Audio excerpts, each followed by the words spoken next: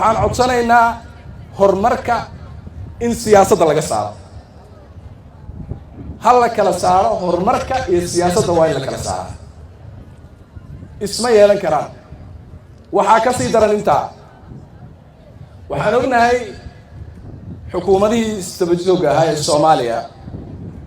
waxaa la soo bilaabay arrin la yiraahdo deyn cafis oo geedi dheer loo soo galay oo shuruudo badan oo aad u fara badan oo dhib badan laynagu xiray oo intii ugu badnayd 6 bilood 7 bilood la soo dhaafay xukuumadani ay ka soo baxday oo ogtihiin in ka badan 11 sharci oo shuruucdii ugu adadkaa oo conditions ah in fara badan oo kamid ah iyo shuruudii nalagu xiray ahaa ayaa xukuumaddu soo samaysay baarlamaankeena labada aqalna ayuu ku mahadsan ay mariyeen wixii kaloo dhanaan taqriiban 90% dhamaynay waxaa jira waxyaabo yar yar oo u baahan oo shuruud u ah wada shaqaynta dawladda federaalka iyo isteedyada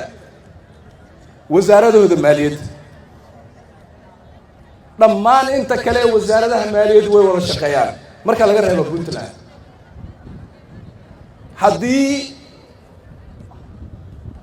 deyn cafiskii ay kaabiga inoo taagan yahay oo bisha 9aad ama 10aad ama 11aad ee sanadkan ay tahay deynta dadka Soomaaliyeed 5 bilyan ka badan oo culays deymeeda oo dul saaraa adduunyada aan tuugayno inaga cafinayso ka warrama wada shaqayn yar oo shir la isugu yimaado oo dawladda Puntland la waayay haday u fashilanta ka warrama yaa mas'uul ka noqonaya shacabka Puntland mas'uul kama noqonayaan maamulka mas'uul ka noqonaya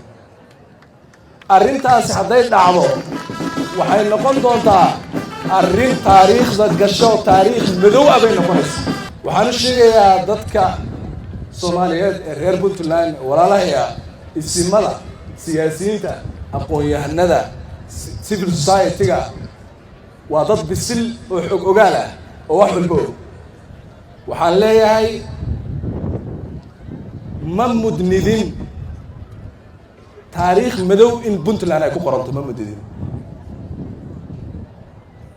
in la yiraahdo deyn cafiskii waa la fashilmay yaa fashiliyay Puntland